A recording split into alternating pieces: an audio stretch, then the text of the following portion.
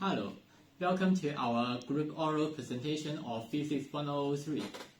Our presentation topic is Sustainable Energy Recovery from Thermal Process. This is OFARE. So first, let's have a review on our lecture content.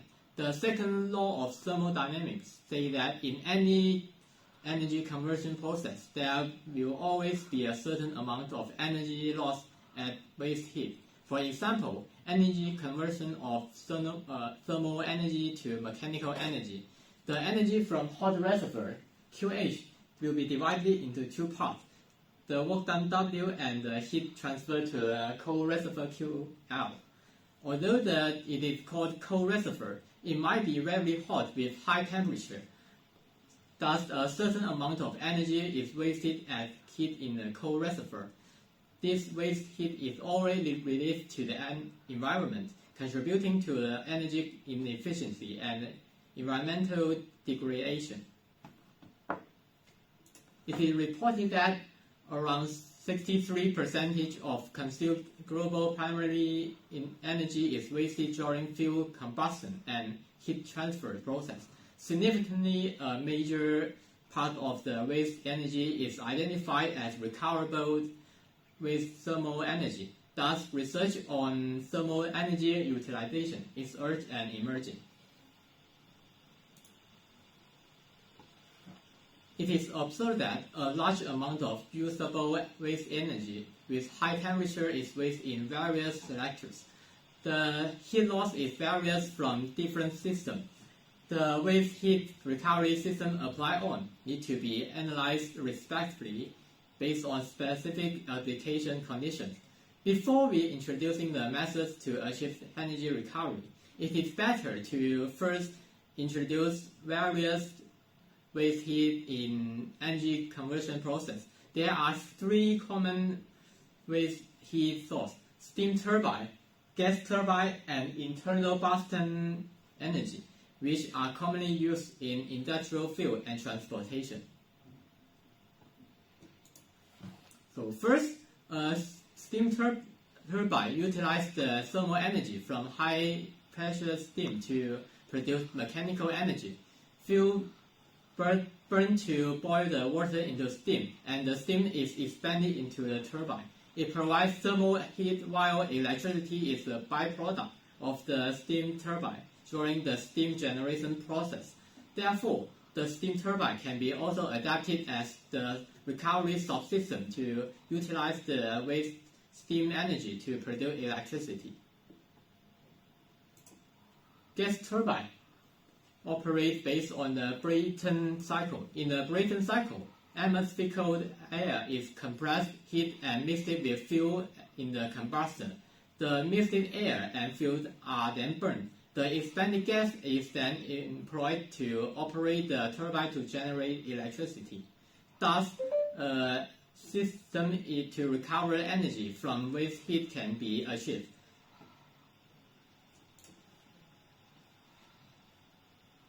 Internal combustion energy (ICE) are the most common form of heat engine. In the ICE, the superheat gas is expanded with high pressure to produce mechanical energy to generate electricity. At the same time, a heat exchanger can be applied to recover the waste heat from the exhausted gas. The waste heat recovery process are accomplished by cooling down the oil and water and the exhausted gas. In general, fuel is burned to produce electricity. The thermal energy from the exhausted gas is absorbed by a heat exchanger to produce hot water.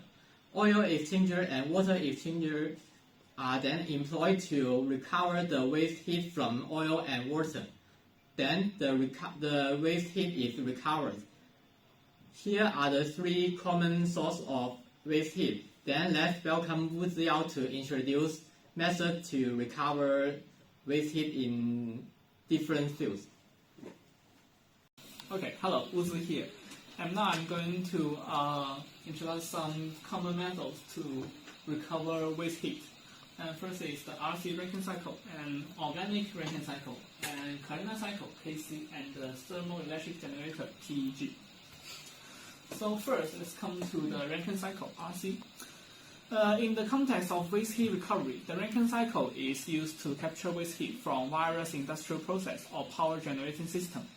The waste heat is the working flow. The waste heat is used to heat the working flow in the boiler, which then drive a turbine to generate electricity. This process improves overall efficiency of the system by converting waste heat into useful powers. And the Rankine cycle is relatively measured in the field of waste heat power generation in the mainland China and is widely used in cement, naturally, and steel and other industries, making very important contributions to China's energy conversion and emission reduction undertakings. Here are the four main steps of the Rankine cycle. So first is the pump, which is related to compression. Liquid is pumped from low to high pressure here, and then we go to the boiler. It's heat addition. The high pressure liquid enters a boiler, where it is heated at a constant pressure by an external heat source to become a superheated stream. Then we come to the turbine, about the expansion. So the superheated steam expands and drives a turbine which spins a generator to produce electricity. Then we come to the condenser, heat rejection. The exhausted steam from the turbine is condensed quickly with the help of a cooling mechanism, and it changes back into liquid state here. Then we come to the organic Rankine cycle. The organic Rankine cycle is a promising technology for waste heat recovery. It operates on the same principle as the conventional steam water Rankine cycle used for the primary thermal power generation, but use organic working fluids instead of water. The organic Rankine cycle is a key technology in waste heat recovery. Enables a more efficient use of energy and helping to reduce the environmental impact of power generation and industrial processes.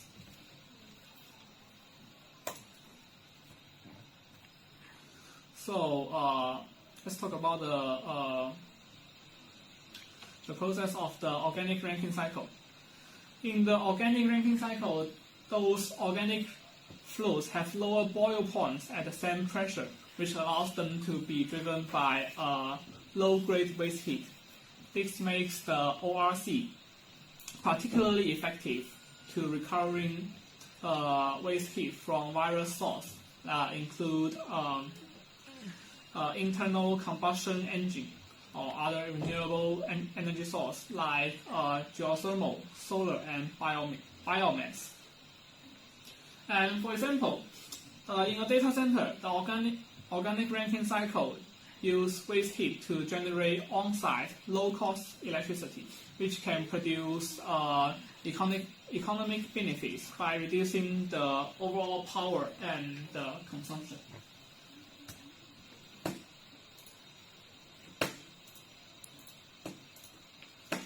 Then let's talk about the Carina cycle. The Carina cycle is a thermodynamic process that converts heat into work, and it is particularly effective for waste heat recovery. The Carina cycle has been shown to increase thermal power output efficiency by up to 50% in suitable installations. It is ideal suited for applications such as steel, coal, and oil refiners, where waste heat recovery can make a significant impact on energy efficiency. And in addition, the Carina cycle has been identified as one of the most suitable technology for further improving the energy efficiency of Japanese steel industry. Carina cycle systems are now operating in waste heat recovery and thermal power applications worldwide, as demand for higher efficiency in energy use intensifies to combat the deteriorized effects of greenhouse gases. It's anticipated that demand for this type of technology will increase.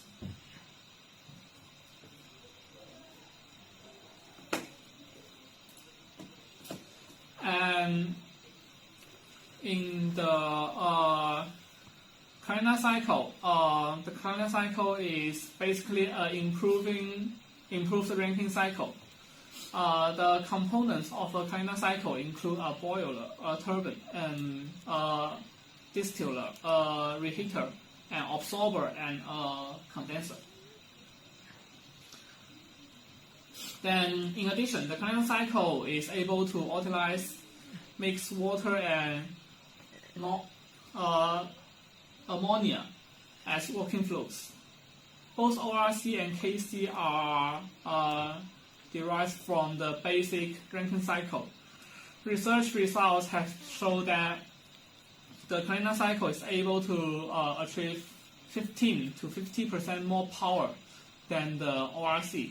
However, it's worthy to note that the ORC technology is considered a mature technology and has been commonly deployed worldwide, but the Carnot cycle is not deployed worldwide yet.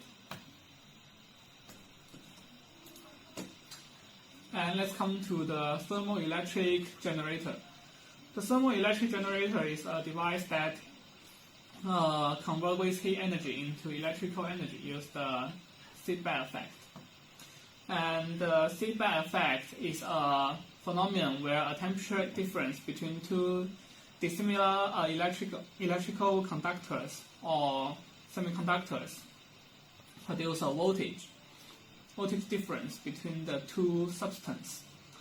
TEG have been extensively studied in various ways with heat scanneries such as vehicle exhaust, metal casting process, industrial pipelines, and more.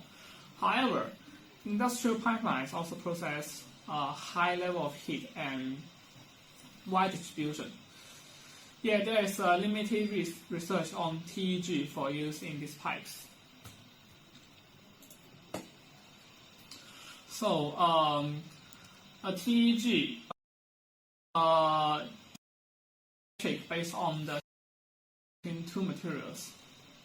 This figure shows the diagram of a TEG, and the main working principle of the TEG is converting the heat directly to voltage.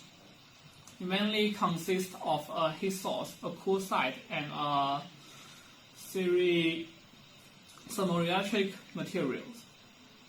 When providing a heat source, the holes and the electrons move in a specific direction. Then the electricity is generated. It's an environmental friendly technology that does not involve any working fluids or chemical products. In addition, TEG operates without noise since they do not have any moving parts. It's highly resilient and has a long operating lifetime. In general, application potential of TEG is significant. For example, it can be used in zero gravity conditions, deep sea applications, and wearable devices for other industries. Thanks for Wu Ziyao. Next, I will introduce the challenges, the potential prospects, and the future direction of the heat energy recovery technologies. Firstly, regarding the challenges of the heat energy recovery, the many comes from the following 3 points: the financial and the government policy, the heat energy storage and the transportation, and the improvements of waste heat recovery technologies. Firstly, there is the financial problem. Since the initial installation investment to recover waste heat is enormous, leading to a long payback period for the development of waste heat recovery systems. So, there appears a financial burden on the industrial investment. At the same time, their energy efficiency is relatively low compared to the traditional methods. It is challenging to realize wide-scale waste heat recovery applications without government policies and the stable carbon trading market.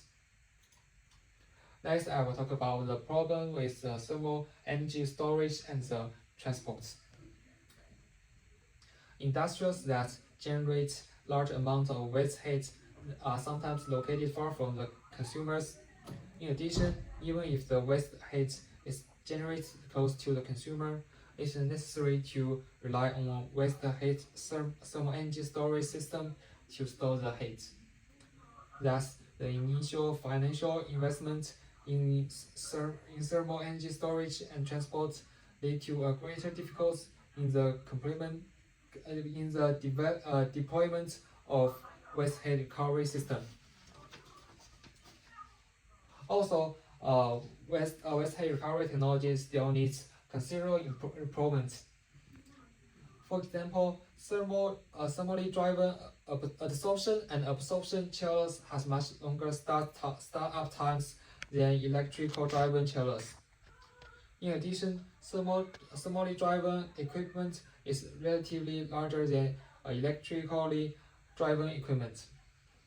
So this is one of the main challenges of the project. Then I will talk about the potential prospects and the future directions of the heat energy recovery technologies. Firstly, the development of advanced materials can help to improve the efficiency of the waste heat recovery technologies. There are 5 materials on this site that are relevant. They are thermoelectric materials, the heat transfer enhancing materials, the nanomaterials, the phase change materials, and the composites materials. First, I will talk about the thermoelectric materials. The thermoelectric materials are an important class of materials used in waste heat recovery systems. High-performance thermoelectric materials enable more efficient conversion of waste heat into electricity. It increases the overall energy recovery efficiency. Next is the heat transfer enhancing materials. The heat exchanger are critical components in waste heat recovery systems, facilitating the transfer of heat from the waste heat resource to the working fluid. For example, materials with highly thermal conductivity and low fouling properties are sought after to improve heat transfer rates and reduce the likelihood of fouling or scaling on heat exchanger surface. Next is the thermal storage materials. Better thermal storage materials are also key to achieving a low carbon feature. Phase change materials, the PCM, can store and release thermal energy during phase transitions, such as solid to liquid or liquid to gas transitions. It is a good storage material.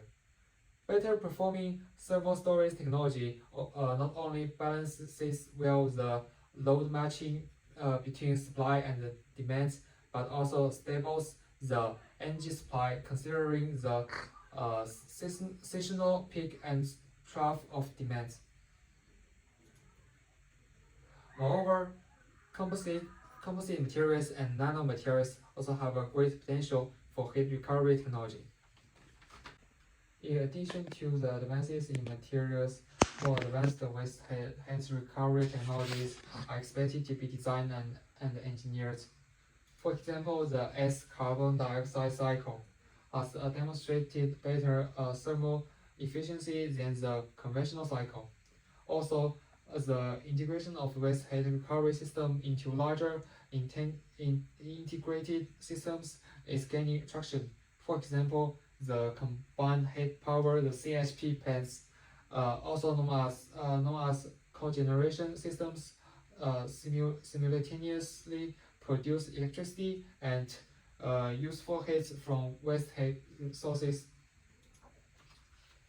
Finally, mutual and stable carbon trade markets coupled with supportive policy is expected to promote the development of waste heat recovery technologies. By assigning economic value to carbon emissions,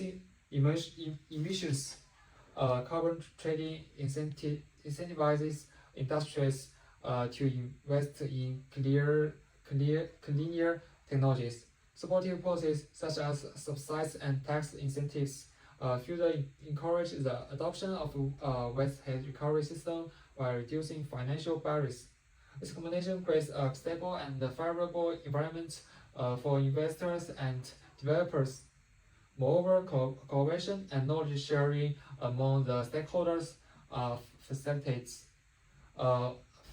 fostering innovation and accelerates the development of the waste heat recovery solutions. In conclusion, despite the challenges, thermal energy recovery technologies hold greater promise for improving energy efficiency and reducing the environmental impact. Collaboration among stakeholders, supported by favorable policies, is essential to realize the potential of these technologies.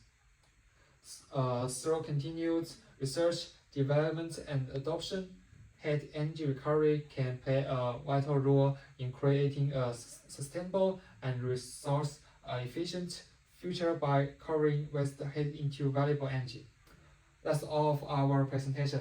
Thank you for listening.